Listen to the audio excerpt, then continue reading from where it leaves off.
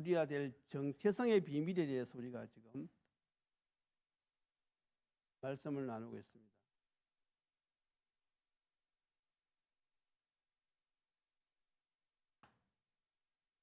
그래서 첫째 시간에는 나는 누구인가? 다시 말해서 나의 영적인 상태를 말하는 것이죠.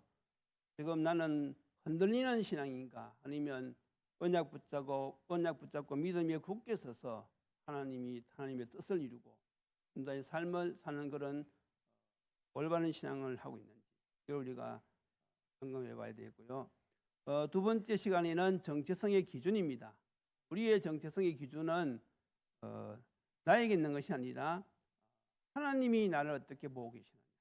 그게 정체성의 기준이지요. 자, 오늘은 세 번째 시간으로 정체성 회복의 시작입니다.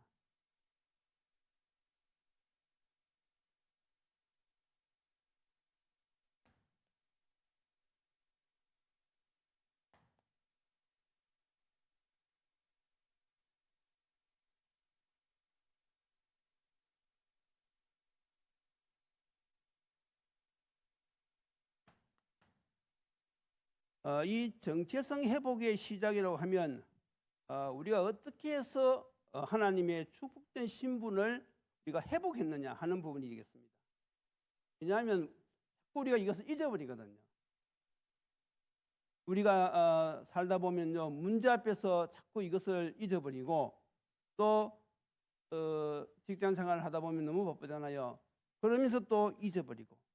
그래서 우리가 항상 어디에 있든지 우리가 어떤 신분의 사람인지 이것을 우리가 분명히 우리가 알아야만이 누릴 수가 있고 또 다른 사람을 도와줄 수 있단 말이죠.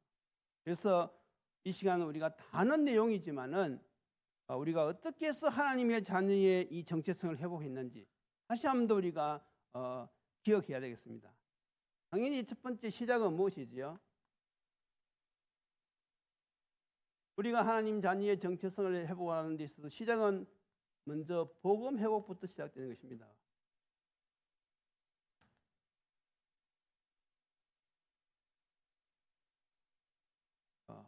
정말 복음이 무엇인지, 내 기분에 좋게 들리면 그것이 복음이고 내 비위에 거슬리면 그것은 복음이 아니다, 율법이다. 우리가 잘못하면 이런 착각을 일으킬 수가 있거든요. 왜냐하면 복음이 무엇인지 정확하게 우리가 서 있지 않으면요, 우리가 혼란스러울 수가 있어요. 그래서 우리가 늘 듣는 게 복음이잖아요. 언약.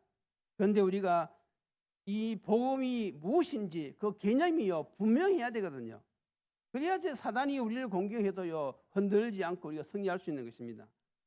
그래서 이 복음 정체성 회복의 시작은 복음 회복부터인데, 우리가 여기서 분명히 알아야 될 것은, 그러면 이 복음 회복할 때의 핵심 단어가 무엇이냐 이거죠. 핵심 단어. 마태복음 16장 16절. 바로 예수가 그리스도.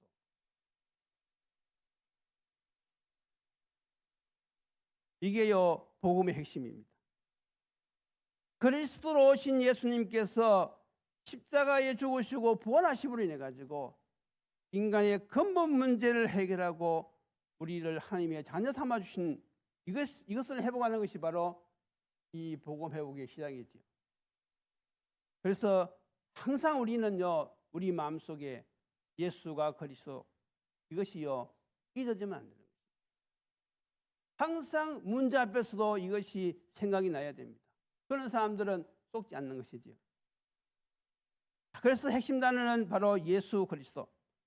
그리고 그 다음에 어떻게 해결하셨느냐 할 때는 우리가 고린도전서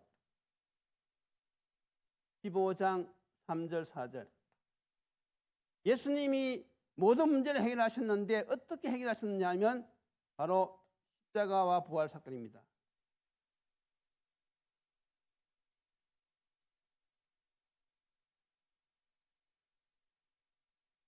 그래서 예수님께서 십자가 지시고 부활하심으로요 창세기 3장 문제 완전히 해결하셨어요. 그리고 예수님이 뭐라고 선포하셨습니까? 요한복음 19장 30절에 다 이루었다. 모든 문제 해결하셨다고요. 예수님이 이미 선포를 하셨어요.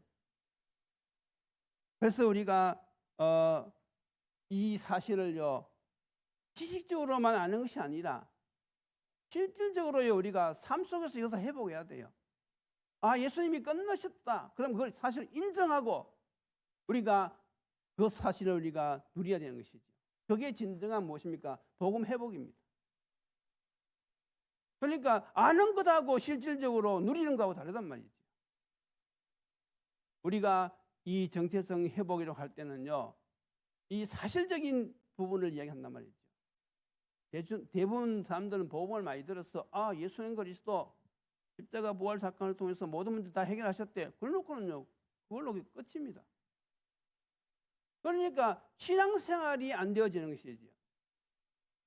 이 복음 회복이라고 하는 것은요, 그것이요 사실적으로 믿어지고 믿음 생활이 되어진다는 것이죠. 정체성 회복. 여러분들 정말로 한번 생각해 보셔야 됩니다. 정말로 문제 앞에서 예수가 그리스도로 나의 모든 문제를 끝내셨다. 그 사실이 정말 믿어지는지, 그것을 우리가 정체성 회복이라고 하는 것입니다. 이런 축복 이름 되기를 바랍니다. 자, 그러면 어떻게 해결했습니까? 어떤 문제를 해결했습니까? 자, 이미 우리가 다 알고 있듯이 창세기 3장 문제죠. 창세기 3장의 세 가지 근본 문제, 하나님 떠난 문제, 죄 문제, 사탄의 문제. 그래서 이 문제를 해결하신 분은요, 예수님밖에 없습니다. 다시 말해서 그리스도로 오신 예수님께서 이 세 가지 문제, 선지자, 제사장, 왕의 직분을 가지고 이 문제를 다 감당하셨어요.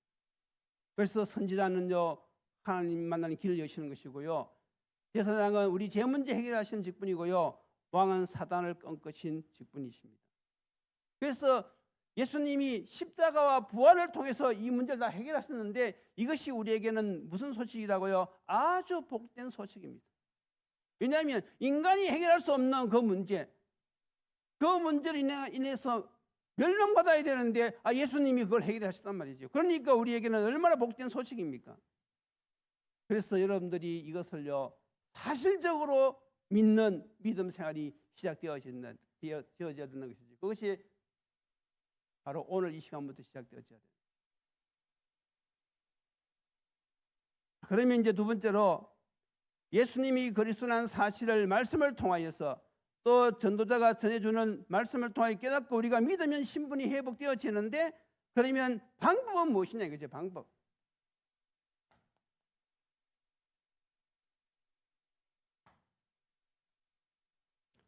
우리가요, 어떻게 해서 정체성이 회복되어지는지 그 방법까지도요, 우리가 정확하게 알고 있어야 돼요. 어떻게 알아야 되지요? 요한복음 1장 12절, 믿고 영접하는 것입니다. 예수가 그리스도심을 우리가 듣고 믿고 믿음으로 영접하는 것이지요. 그러면 영접은 무엇입니까? 계시록 3장 20절, 내 마음의 문을 열고 예수님을 나의 주인으로 모셔드리는 것이죠. 구세주로 모셔드리는 것입니다. 우리가 초청으로 하려고 하니까 말을 해야 되잖아요. 그래서 우리가 어떻게 합니까? 로마서 10장 10절, 사람이 마음으로 믿어 의에 이르고 입으로 신하여 구원이 된다 했으니까 우리가 신해야 되는데 기도로, 우리가 기도를 통해서 내가 죄인인 것과 예수 그리스도로 오신 예수님께서 십자가에서 모든 문제를 해결하신 것과 이제 내 마음의 문을 열고 그 예수님을 나의 구주로 모셔드린다는 것을 우리가 기도로 신하는 것이지요. 그때 어떤 결과가 나타납니까? 로마서 5장 24절, 영접하는 순간 영생을 얻었고 심판에 이르지 아니하고 사망에서 생명으로 옮겼다 그랬어요. 이것이 바로 구원이지요. 우리가 이렇게 해서 정체성이 회복된 것입니다. 그러니까 정말로 저 의미를 깨닫는 사람은요, 구원의 감격이 늘 있는 것이죠. 그래서 우리가 자칫 잘못하면요, 순간순간 놓치기 쉽거든요. 그래서 항상 나에게 구원의 감격이 있는지, 구원에 대한 감사가 있는지 이걸 우리가요 늘 생각하면서 누려야 된단 말이죠. 이미 구원받아 놓고도 저것이 회복이 안 되어가지고 저걸 잊어버리면 돼가지고 또 속는 사람들이 많이 있단 말이죠. 그래서 우리가 자꾸 메시지 들어야 되는 이유가 무엇입니까? 사단에게 속지 말라고 하는 것입니다. 메시지를 계속 들어야지 우리가 안 속는단 말이죠. 그런데 이제 이렇게 된 것이 다 무엇입니까? 하나님의 은혜죠. 우리가 뭐 한 것이 없어요. 에베소서 2장 8절에 보면요, 너희는 그 은혜에 의하여 믿음으로 말미암아 구원을 받았으니 이것은 너희에게서 난 것이 아니요 하나님의 선물이라 그랬습니다. 그렇다고 해서 이 값없는 것이 아닙니다. 우리는 그 대가를 지불할 수 없기 때문에 하나님께서 공짜로 우리에게 주신 것입니다. 엄청난 축복이지요. 세상 종교는 무엇입니까? 자기 공로로 구원받으려고 하는 거잖아요. 그런데 거기에는 기준이 없어요. 네가 공덕을 쌓아야 되는데 도대체 공덕을 얼마 정도 쌓아야 된단 말입니까? 도대체 뭐 몇 년 동안 얼마나 쌓아야지 내가 구원이 된단 말입니까? 세상 기준은요 모호하거든요. 그런데 우리 복음은요 분명합니다. 그리스도 대신 예수님을 영접하는 그 순간에 어떻게 되어집니까? 우리는 구원받습니다. 그것도 적시로 분명하잖아요. 우리가 이미 이런 은혜를 받은 사람들입니다. 그렇지요?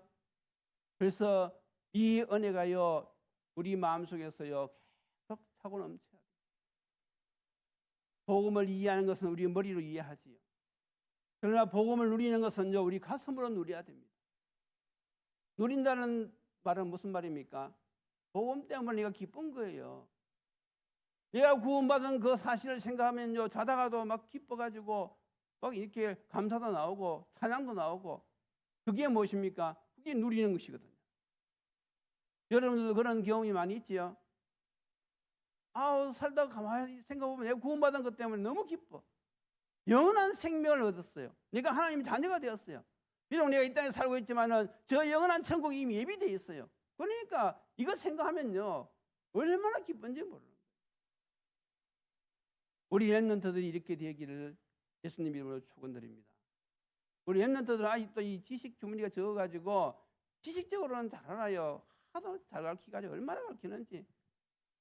유치부터요 뭐 성경 100구절 그 암송시키면요 애들 잘 외웁니다. 그런데 이제 얘들이요 정말 이 가슴으로 그걸 정말 누릴 수 있도록 기도해 줘야 돼요. 안 그러면요 대학 들어가면요 떠나갑니다. 지식적으로 아는 것은요 결국 세상을 이길 수가 없어요. 다시 말해서 영적 체험을 해야 된단 말이죠. 하나님이 살아계심을 실질적으로 내가 체험해 봐야 된단 말이죠. 그런 사람은요 세상 문화가 아무리 타락해도요 거기에 휩쓸려 가지 않습니다. 가다가도요 금방 깨닫습니다. 우리 렘넌트들이 정말로 이런 은혜가 있기를 우리 렘넌트 지도하는 우리 교사 선생님들 정말 수고하시는데 이걸 놓고요 진짜 한번 포럼도 해보고 정말로 같이 마음의 대화를 나눠볼 수 있어요. 이게 정말로 하나님 기뻐하시는 겁니다. 그러면 우리가 세 번째로 그러면 어떻게 인도를 받아야 되냐 이거죠. 이미 우리는 해답이 나왔습니다. 하나님이 주신 유일한 해답 마태복음 16장 16절 창세기 3장 15절 이 중심으로 우리가 인도를 받아야 돼요. 우리가 어디를 가든지 무슨 일을 하든지 우리가 인도받을 분명한 언약은 무엇인가 하면 예수 그리스도. 그래서 우리가 일반적으로 우리 신앙의 중심은 하나님이라 이렇게 이야기하는데 좀 더 구체적으로 이야기하면요 예수 그리스도입니다. 왜냐하면 우리가 성삼위 하나님에 대해서 그동안 많이 들었지요. 이 성삼위 하나님의 그 역할이 조금씩 다른데 그런데 결국 공통점은 무엇입니까? 인류 구원에 있는 것입니다. 그래서 결국은 우리가 그리스도 중심의 신앙생활이 되어져야 되는 거예요. 그리스도 중심의 신앙생활. 그래서 우리가 그리스도를요 나의 왕으로 나의 구세주로, 나의 주님으로 모시는 이 중심으로 살아야 된단 말이죠. 성경에 그런 정인들이 많이 있어요. 시편 23편 1절 다윗이 뭐라고 고백했습니까? 여호와는 나의 목자시니 내게 부족함이 없으리로다. 다윗은 목자였으니까 양의 상태를 잘 알잖아요. 그래서 이 다윗은요, 여호와는 나의 목자, 양은 목자 없으면 못 삽니다. 그렇지요? 우리도 예수 그리스도 없으면요 영생 못 얻습니다. 맞습니까? 예수님 때문에 우리가 영생을 얻은 거예요. 그래서 우리가 다윗이 여호와를 목자로 모신 것처럼 우리도 이 시대에 예수님을 나의 목자로 모셔야 되는 것이죠. 그리고 또 골로새서 2장 2절 그 안에는요 지혜와 지식의 모든 보화가 감춰 있어요. 우리가 그리스도는 모든 것이다 이렇게 고백하잖아요. 그리스도는 완전하고 충분하고 모든 것이다 이렇게 표현했습니다. 정말로 그리스도 안에는 모든 것이 있기 때문에 이 중심으로 인도를 받아야 돼요. 또 오늘 본문이지요. 로마서 1장 16절 17절 이 복음은 바울은요 이 복음을 부끄러워하지 않았는데 왜 그렇습니까? 이 복음은 모든 믿는 자에게 주시는 하나님의 무엇이라고요? 하나님의 능력이라고 그랬습니다. 예수 그리스도의 복음 하나님의 말씀은요 하나님의 능력입니다. 그래서 이 중심으로 인도받는 사람들은요 삶의 변화가 일어나요. 그렇지요? 내가 내 자신을 바꿀 수가 없습니다. 내가 내 마음을 못 바꿔요. 그런데 무엇이 나를 바꿉니까? 하나님의 말씀. 그리고 여러분들이요 문제 앞에서 이 밀려 들어오는 이 불안, 염려, 걱정, 사람 간의 갈등, 그걸 우리가 어떻게 극복할 수 있습니까? 그걸 우리 힘으로는 극복할 수가 없어요. 아니 쳐다만 봐도 막 이 스트레스 쌓이는데 어떻게 우리가 그걸 넘어설 수 있습니까? 그런데요 복음의 능력은 가능합니다. 그래서 우리가 이 사실 복음은 하나님의 능력이라는 이 사실을요 실질적으로 우리가 체험해야 되는 것이죠. 그리고 또 마지막으로 갈라디아서 2장 20절 사도 바울의 고백이지요. 내가 그리스도와 함께 십자가에 못 박혔나니 그런 적 이전에 내가 사는 것이 아니요 오직 내 안에 그리스도께서 사는 것이라. 사도 바울은요 완전 그리스도 중심으로 인생을 산 사람입니다. 이 사도 바울이 다메섹에서 주님을 만난 이후로는요 그 인생이요 완전히 이렇게 바뀐 것이지. 그래서 우리가 신앙의 이런 모델들을 보면서요 우리의 자신들도요 저렇게 본받아서 가야 되는 것입니다.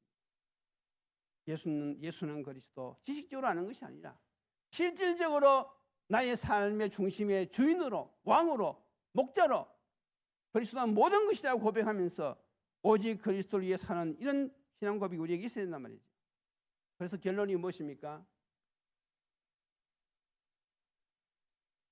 우리가 살다 보면요 많은 문제도 만나고 여러 가지 환경 속에서 우리가 인도받을 때가 있는데 반드시 명심해야 될 것이 무엇인가 하면 우리가요 날마다 고백할 것이 있어요.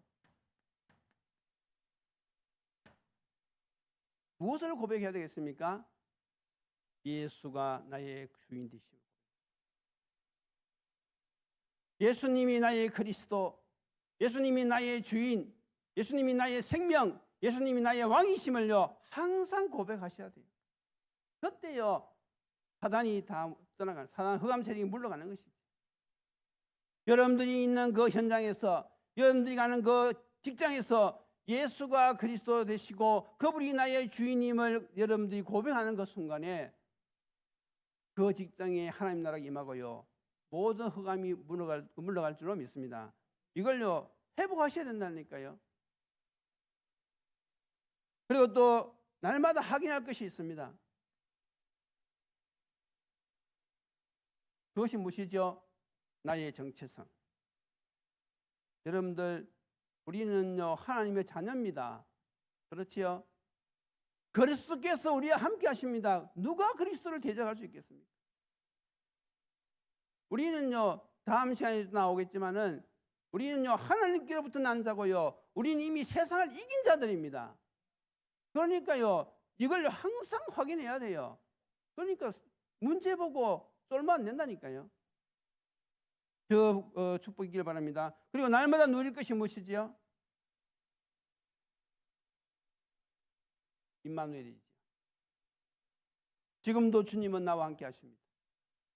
지금도 죽으시고 부활하신 그 주님이 성령으로 나와 함께 하십니다. 내가 당한 모든 문제를 다 알고 계십니다. 그래서 우리가요, 이것을 알면요, 누릴 수가 있어요. 솔직히 말해서 우리가 성령의 인도받는 것이 아니라 성령의 인도하심을 당하는 것이지요. 자세히 보세요.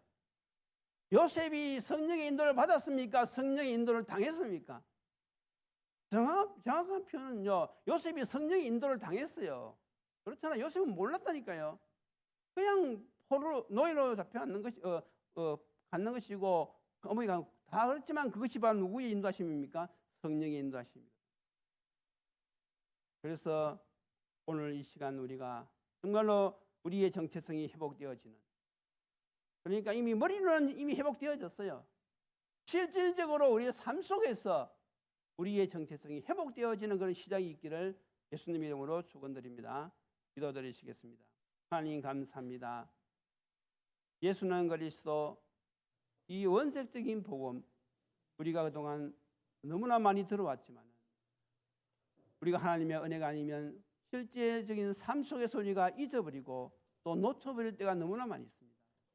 하나님, 이번 달 우리에게 주신 이 정체성, 이 언약, 우리가 어떤 문제 앞에서도 어떤 환경 앞에서도 놓치지 않고 잊어버리지 않고 이 언약을 꼭 붙잡고 승리하는 저희들 되게 도와주시옵소서. 그래서 우리가 있는 그곳에서 하나님의 뜻을 이루고 하나님께 영광을 돌리며 그곳에서 생명 살리는 존재의 삶을 잘 살 수 있도록 주님 이 시간 저희들에게 은혜를 다하여 주시옵소서. 우리 교회가 이제는 우리 모든 성도들이 이 정체성을 회복하여서 삶의 현장에 하나님의 나라가 임하는 데서 쓰임받을 수 있도록, 가는 곳마다 흑암이 무너지고 생명산의 역사가 일어날 수 있도록 주여 초대교회에 일어났던 그 응답이 시작이 되어지는 시간 되게 도와주시옵소서.